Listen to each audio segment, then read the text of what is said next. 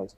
Nós só chegamos ao Sérgio Moro porque nós tivemos um ministro como Joaquim Barbosa. Vejam bem, o primeiro ministro negro integrado na fase, digamos, republicana, né, democrática, ou constitucional, né, de 88 para frente, digamos, o primeiro-ministro negro, a partir daí, a integrar a Corte Brasileira, né, a Suprema Corte Brasileira.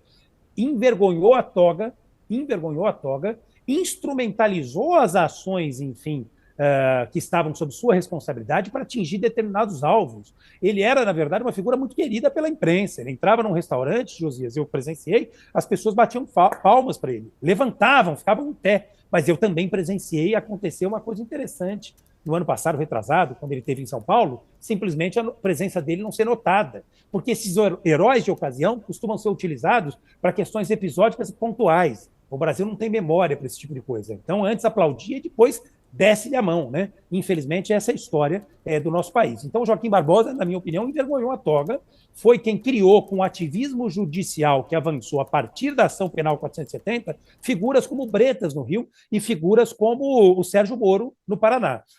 Veja, você falou, na verdade, do ministro Barroso, tem tido muita humildade, votou contra a gente em diversas ocasiões, diversas oportunidades, mas nas questões fundamentais é um dos ministros mais progressistas, a posição dele sobre aborto, sobre descriminalização das drogas. Infelizmente, na questão criminal tem uma visão punitivista, ele chegou realmente a aplaudir a Lava Jato, talvez porque tenha sido induzido a erro, como muitos jornalistas foram e como diversos ministros da Suprema Corte foram. O próprio ministro Gilmar Mendes fez uma autocrítica sobre isso. Foi induzido a erro por essa República de Curitiba. Então, já houve o reconhecimento disso e a história seguramente há de perdoar, porque o caminho luminoso que ele tem pela frente, no caso do ministro Barroso à frente da presidência do Supremo, seguramente vai fazer com que esses episódios sejam meramente pontuais, por mais que tenham sido muito doídos para o nosso campo.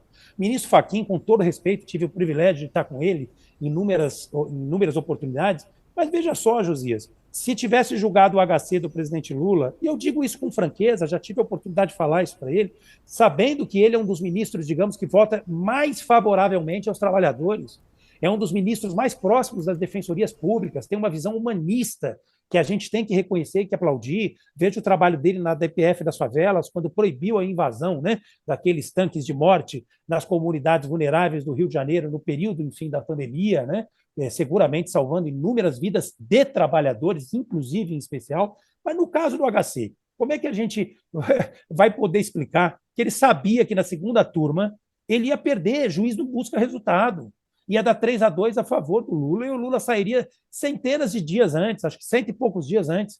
Ele simplesmente afetou artificialmente o plenário para poder contar com o voto da ministra Rosa Weber, que avocou o princípio da colegialidade, e olhando para o caso do Lula, eles julgaram da forma como julgaram essas ADCs. Lamentável, para dizer o menos, né? Esse HC, perdão, esperando depois o julgamento, enfim, das ADCs em plenário. Essa ação, com toda franqueza, é uma ação que ele precisa explicar. Porque o regimento interno dá liberdade para o juiz, mas é uma liberdade tão geral, mas tão geral, tão fluida, tão absurda, que o sujeito precisaria explicar. Então ele precisa explicar por que ele afetou o plenário, porque o caso era importante. Ora, quando se fala em liberdade, todo caso é importante. Ou por acaso a liberdade do Lula é mais importante do que os outros HCs que ele julgou lá e foi vencido.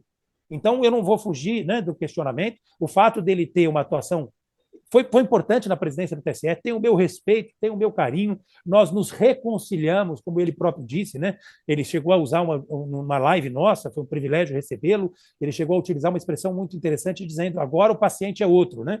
Paciente é uma terminologia que você ouve quando você fala de HC, né?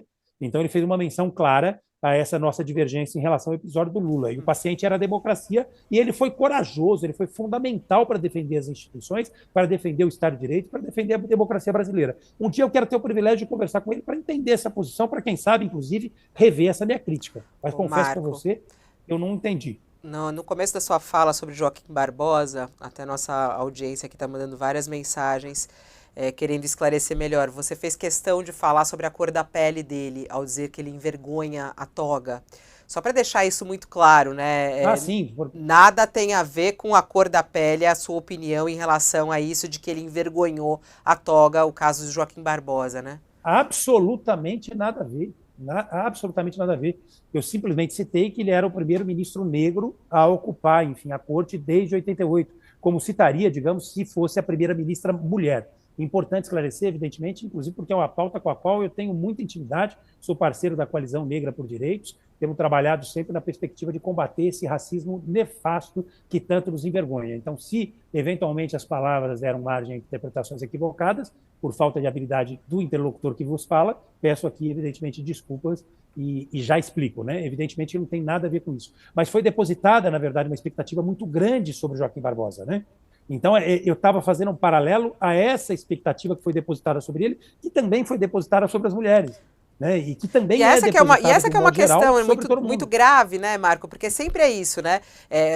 Pode ter qualquer crítica por qualquer ministro, mas pelo fato de serem mulheres, às vezes tem a crítica.